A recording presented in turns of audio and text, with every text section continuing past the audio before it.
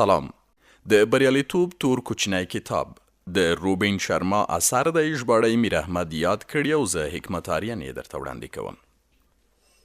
سختي اړیکې بدلې کړئ. تر ټولو سختي اړیکې کې ستاسې د سترې ودې زړی پروت وي. کوم اړیکه چې تاسې ډیر ازمایي، ډیر مزوروي او ډیر فشار در باندې راوړي، هماغه په اصل کې تاسې ته لوی نعمت دی. ولې؟ ځکه دا تاسې ته هغه باورونه، ویرې او ناسمې انګیرنې در ښکاره کوي چې تاسې محدود ساتلی یې. دا وپیژنئ او د خپل غوړتوب بل پړاو ته ورننوځئ. زه درته دا وایم چې که تاسې وغواړئ نو خپلې تر ټولو سختې اړیکې په سترو بریاو بدلولی شئ. کومو خلکو سره چې تاسو نشئ تللی، هغوی ستاسې ژوند بدلولی شي او تاسې سره مرسته کولی شي چې لا ډیر خوشحاله، روغ او بریالي شئ.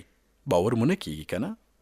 ځینې اړیکې ډیرې زیاتې سختې وي. انسان زوروي، خو تکړه خلک له دې اړیکو یوه ګټه اخلي او د دې په مرسته دا معلوموي چې کومو شیانو دوی کوچني ساتلي دي. دوی له ځانه پوښتنه کوي چې کوم عقاید او باورونه هغه کس ته اجازه ورکوي چې دوی وزوروي. دوی دا جرأت لري چې ژور لاړ شي او هغه ویرې وګوري چې هغه مقابل لوری یې تحریکوي. دا خلک مقابل لوری نه ملامتوي او هغه بد نه ګڼي یا نورې داسې پلمې او بهانې نه کوي چې موږ یې له امله په خپله ګریوان کې سر نه ښکته کوو او خپل شخصي مسؤلیت نه اخلو. ستر خلک چې څه زده کوي، هغه د ځان پیژندنې، اصلي قدرت او شخصي پوهې لپاره کاروي. هیله د دا یاد وساتئ، څومره چې تاسې فوقالعاده انسان کیږئ، دومره ستاسې د بهرنۍ نړۍ هر عنصر در سره بدلیږي او باید بدل شي. څومره چې تاسې فوقالعاده کیږئ، هومره به ستاسې شخصي او مسلکي ژوند فوقالعاده کیږي. باطني وده د ظاهري ودې لامل کیږي. په نړۍ کې دوه تنه بیخي یو ډول نه ښکاري. نو موږ هر یو چې د خپل ژوند په سفر کې جلا جلا تجربې لرو، څنګه به ټول یو ډول ښکاره شو؟ تاسې ته چې یوه پیښه یا کلمه کومه معنا لري، ماته ښایي د هغې بیخي برعکس معنا ولري. څومره لوی فرصت دی.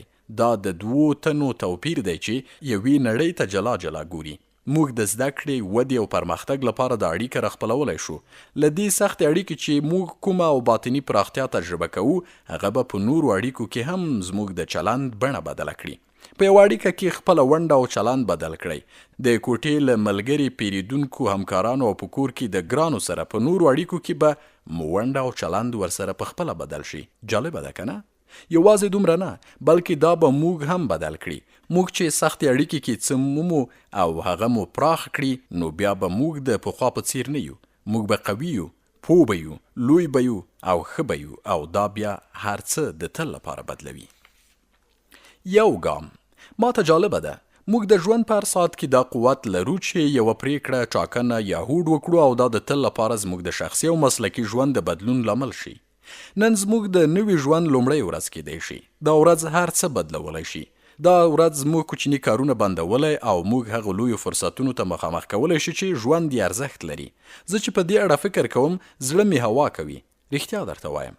نو زه تاسې نه یو اسانه پوښتنه کوم. که چیرې تاسې نن یو ګام پورته کړئ او دا ګام ستاسې ټول ژوند بدل کړي، نو کوم ګام به پورته کوئ؟ داسې کوم څرګند ګام به اخلئ چې ستاسې د فکر، احساس او چلند بڼه بدله کړي؟ داسې کوم حرکت به کوئ چې تاسې فوقالعاده او نړۍ سره سیال کړي؟ نو همدا اوس، همدا نن ولې دا ګام نه اخلئ؟ بیا به داسې ښه وخت نه وي چې تاسې پکې تر ټولو غوره شئ. تاسو چې د کومې مشرۍ یا د کوم انسان کېدو خوب ګورئ، هغه ته د رسیدو لپاره، د بدلون راوړلو او ودې کولو لپاره به تر نن بل ښه وخت هیڅکله نه وي. نو څه ته ګورئ؟ ورځئ پرې.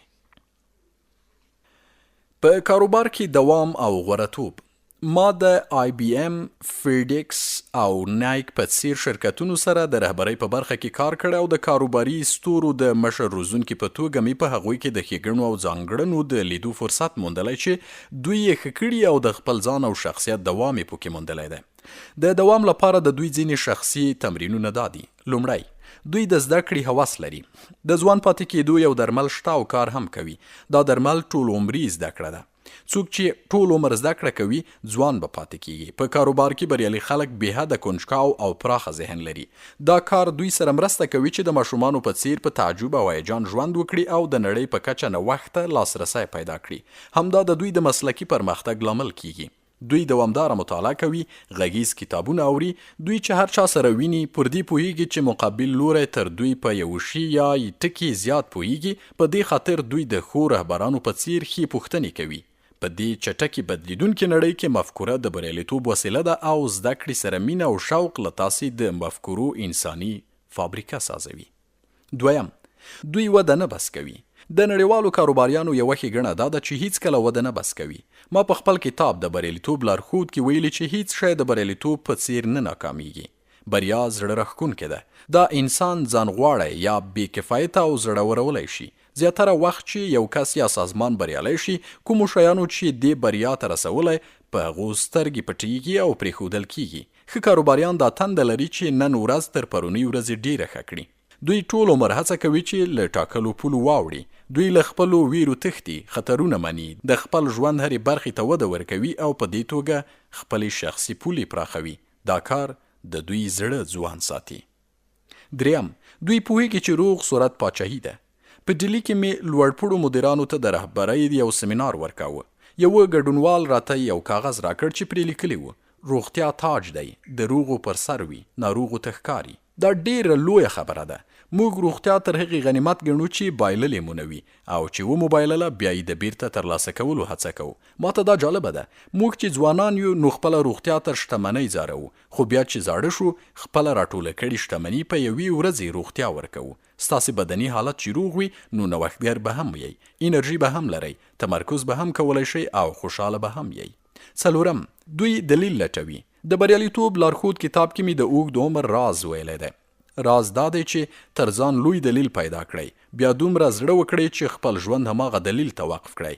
دلیل ښایي د یوه فوقالعاده رهبر پیدا کیدل وي چې یو فوقالعاده سازمان رامنځته کړي او هغه سازمان بیا خپلو پیرودونکو ته فوقالعاده ارزښت ورکړي.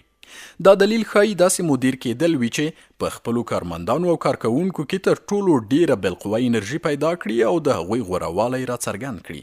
په ماشومتوب کې مې پلار راته یوه هندي وینا کړې وه. هغه خبره مې اوس هم په زړه ګرځي. ته چې پیدا شوې تا ژړل او خلکو خندل، نو داسې ژوند وکړه او داسې مړ شه چې خلک وژاړي او ته وخاندې. د ګټې لپاره تمرکز وکړئ. د بریالیتوب لارښود کتاب مې د نبوغ یوه ساده فورمول ښودلی دی. تمرکز جمع وخت مساوي نبوغ. هیله ده پر دې فکر وکړئ. تاسو چې په څه شي تمرکز کوئ په هماغه کې تکړه کیږئ. څومره ډیر تمرکز چې کوئ هومره ښه به یې ترلاسه کوئ. په دې تمرکز وکړئ چې په خپل کار کې تر ټولو ښه شئ. وخت سره به د ټولو سترګې تاسې ته دراوړي. پر خپلې روغتیا تمرکز وکړئ. دې کې شک نشته چې وخت سره به ښه شئ. د خپلو بچو په ودې او پرمختګ تمرکز وکړئ. وخت سره به ښه بچي ولرئ.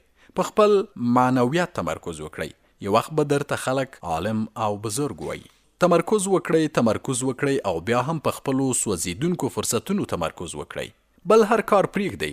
ژوند لنډ دی. یوازې یو ستر کار کولی شي فرصت ته دروازه خلاصه کړي. که یې پریږدئ چې بل ته لاړ شي، زیاتره خلک دروازه نه خلاصوي.